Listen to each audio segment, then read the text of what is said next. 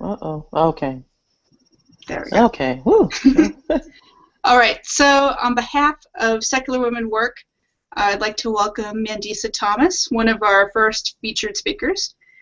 She is the president and founder of Black Nonbelievers, Inc., and the organizer of Blackout, a secular rally celebrating diversity. And so, hello, Mandisa. Hi. Hi, how are you? Thank you for having me. Yeah, so we're really excited about the conference, and so you're, one of the first three people that we invited. So let's sort of get into your specialties and the stuff that you kind of do. So you're the president and founder of Black Nonbelievers, Inc. Yes. So what's that about, and what do you do with them? Well, Black Nonbelievers was founded first as Black Nonbelievers of Atlanta in the city of Atlanta, in the Atlanta area, to try to help bring more, to help connect more Black atheists and people who have dumped religion, who probably felt isolated or ostracized or felt like they couldn't find anyone or speak up about religion. And it was founded because, first, because of the highly religious climate within the Black community, for one.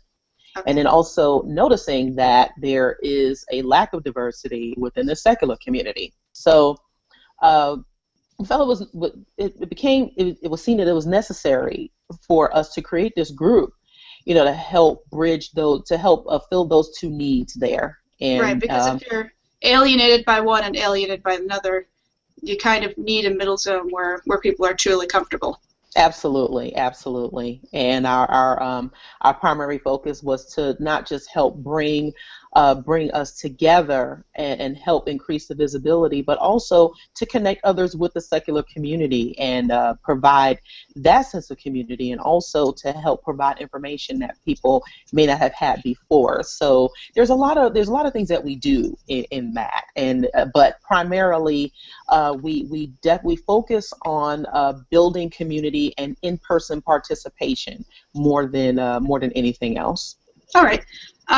So, I mean, that's a very, very general description of what an organization might do. And part of this conference is, being able to get to the boots on the ground kind of description of what your work is like. And so, day to day, what's the kind of work that you're actually doing and getting experienced in? Well, actually, I work a regular job. I'm an event services manager. And in addition to my family, I am married and I have 3 children.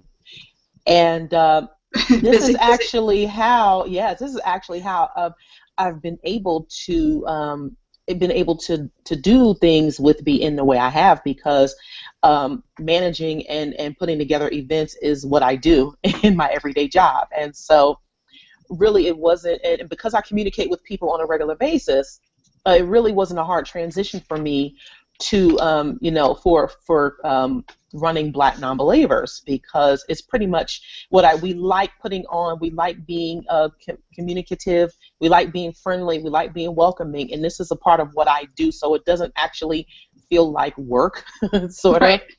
But in what I do outside of, in addition to working, in addition to the family, I make sure that I update our website. I make sure I update our meetup pages, and I try to connect with as many people as I possibly can.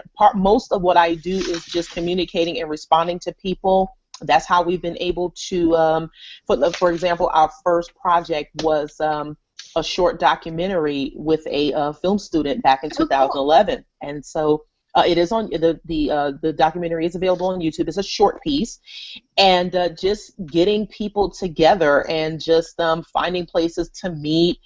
Sometimes that can be a bit grueling to organize events and such, but again, it's a part of what I do, so it's just pretty much in line with what I do anyway, but it's just doing more of it. Oh yeah. And that learning curve can be super, super steep, especially in the atheist movement. I think a lot of people don't necessarily have that background in event organizing. Right. And what seems to be simple to me, I've found that it's very difficult for many in the community, because I understand that a lot of atheists and a lot of folks in the secular community are very deeply rooted in academia. You know, a lot of folks are in school, they're into education and such, but they don't understand what it takes as far as putting stuff together, as far as logistics, as far as mobilizing, and that social component is so important, and that people seem to miss it. And so that is simple basic principles that people tend to overlook at times. And sometimes we become so wrapped up in the online community and the in the online arena that people forget that there is a community of people outside of that, and just connecting with people just on that personal and basic human level, that is something that tends to be missed at times, that I've noticed. And so what's gratifying to me is that people know that in normalizing atheism, not just within the regular community, but also in the Black community, is that it is important for us to be able to communicate with people and to just see that, I know a lot of us get that, well, wow, I didn't expect you to be an atheist because you're so nice and, you're just like everybody else. Well, yeah, we are. Right, exactly. Oh, weird. We're just like normal people? Exactly. I've been organizing this whole time, and that it never struck me that yeah. Yeah, and a lot of us like to do the same things that other people do. And part of the premise that Black Nonbelievers was founded on was to just kind of, offer that support for each other and to have fun as well, because our everyday lives are so, we're busy. We go to school, we work, we run businesses, we have families, and we there's a time where we just want to just kick back, relax, and that's what we like to do. We try to have fun. Right. And I'm not ashamed to say that, I like to try to put some soul into it, like we do. A lot of, the Black community is very, festive. We like to have fun. A lot of our members, myself included, are into certain aspects of pop culture, where we're music, we're music enthusiasts, especially hip hop and rap. So, I like to incorporate that part of the culture and community, which is appreciated by everyone, including a lot of white people. So, it's been a great thing to connect on subjects like music and talking about our families and our kids and just everyday stuff that we go through, outside of just recognizing that we're atheists. There are other components and aspects to our lives that we can connect with, that unfortunately that we can't, that there is a disconnect when it comes to dealing with religious people. So we can we can relate on those levels. We can relate on those factors, and so and then we help each other. We help each other communicate and deal with our other family members and friends that we're still having to deal with on a regular basis. So exactly, and I think the takeaway often is, organize who you are, organize, be what you do, basically. Oh yeah, definitely. And so just to sort of cover this direction, so you are working on a ton of projects, sort of all across the spectrum, and the general question of what inspires you as an activist is too general for me. So I'm just going to say, what inspires you to approach a new project specifically? Like, how much work is involved because you do it. So what makes you make that leap?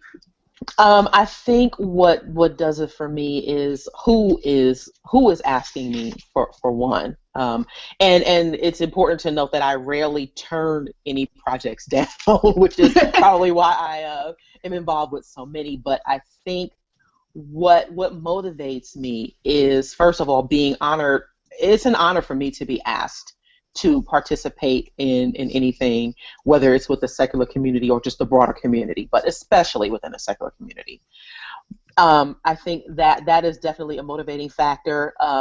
It motivates me to know that there are people who are interested in what we do, and that they're interested in helping us grow, and that we want to help the community grow. So it definitely depends on who is like I said, who is asking me. But again, it is general, because I rarely say no unless there's like a conflict. But I think what also motivates me is just just the community itself, in knowing that the more we do and the more that I get involved in, that increases our reach. That increases the number of people that we can connect with, that I can connect with, and that we can work on things, to help each other.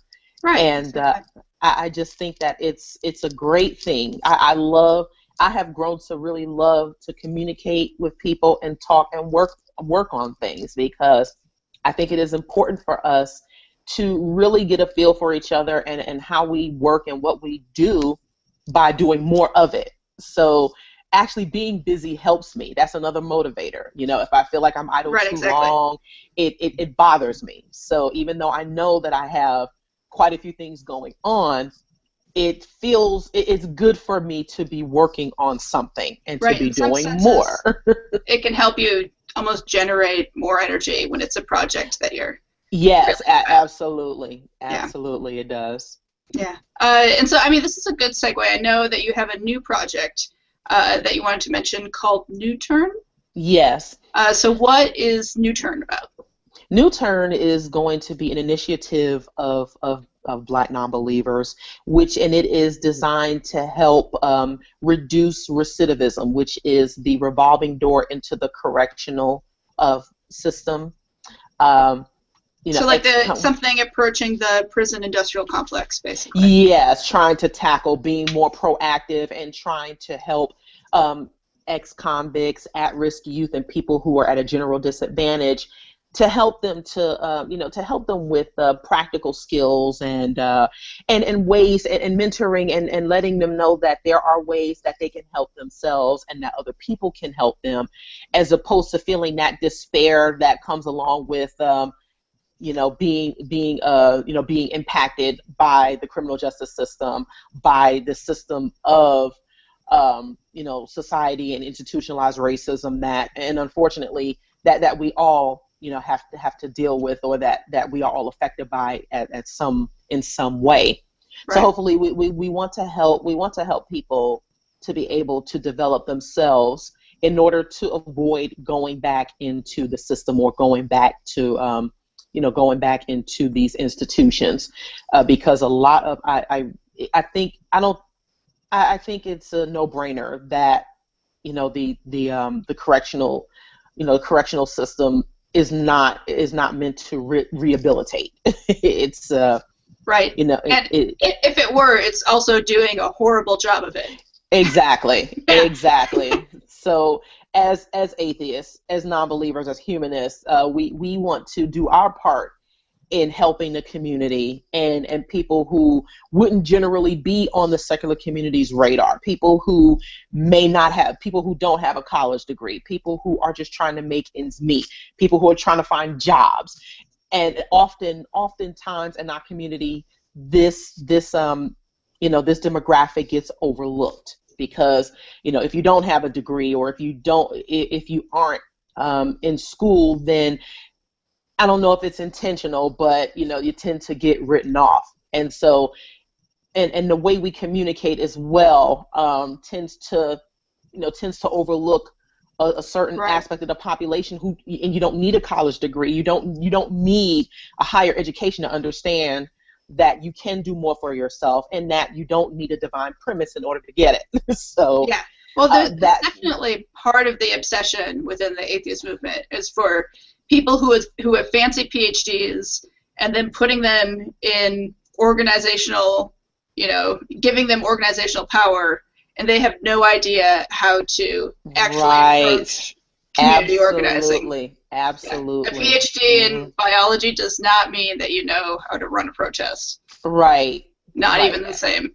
Absolutely. Or even know how to approach everyday atheists necessarily. Exactly. And it doesn't mean that, and this is one thing that I want to try to, for people to understand about our movement, is that it is diverse in who we are and what we do, and that there are different aspects that are important to this community as a whole. We may do different things, and they're all important, or especially as it pertains to increasing the visibility and showcasing that that we're out here and that we do matter and that we care. Right. Definitely, all good things. Just just one more question, and I think we can talk a bit about this. So I think it's good. So every movement has their sort of book of activism, the techniques that work with their movement, with their population. So if you could steal any page out of anybody's book of any movement, for or against the secular community, having nothing to do with the secular community, what pages would you steal? And what do you think the secular community kind of needs in terms of an activist? I think that we can take some pages just from, I wouldn't necessarily say we can take pages from the civil rights movement, from the LGBT movement, but I think we can just take pages from just, I'm a music enthusiast. I'm a classically trained singer. I'm a performer in addition to everything else that I do. Cool. I think that we can take a page just from being able to, I wouldn't, I mean, every movement has our, you know, I wouldn't call it a party movement or what have you, but I think it's important for us to, I would say, to take a page out of, I would say from the music business or from, you know, like, I wouldn't say just like acting, but from the entertainment industry. And I do a talk about how the secular community can learn from the hospitality industry, because it is very effective in reaching people, and it builds on customer service, how to retain people, how to keep them involved, and it really comes from, you know, from a friendly place, and also being able to communicate with people effectively. So I would to answer that question in particular, I would say that we could take a page from the hospitality industry, and again the music and entertainment industries as well. They go hand in hand, and right, kind of for like people dealing with skills, basically. Yes, with skills and the ability to communicate and affect people in ways that relate to them. So I think that those three areas would be very, very good for us to kind of study and pick up on, and just really help us, because the secular, we're a community that's full of like outcasts. I know I felt that sense of isolation or that sense of estrangement from people around me. I felt weird. I felt different because I wasn't like the people around me, even though, you know, I was never that outcast, if you will, but I still felt that. Yeah, I think we've all been there. However, there are still things that, you know, we can work on, especially as it pertains to our social skills, that could really, really help us as a movement. Right. All right. So I think I'm going to conclude it right there, just to keep this a short feature so that people sort of get a taste about what you're about. Okay, great. Yeah. And so just a little bit basic information about secular women work. If you look at my screen, there's the website, secularwomenwork.org. So if attendees want to take a look at the website for more information, they can do that. Where can they reach your organization? You can find us at blacknonbelievers.org. I'm sorry, my lower third didn't pull up there, but you can find us at blacknonbelievers.org. That's our website. We are on Meetup at Black Nonbelievers. We do have various groups throughout the United States as well. They can be found on Meetup. We're also on Twitter at Be Nonbelievers, and we are on Facebook as well. Sweet. All right. Thank you for hanging out with me tonight. Thank you. It was a pleasure to be here. All right.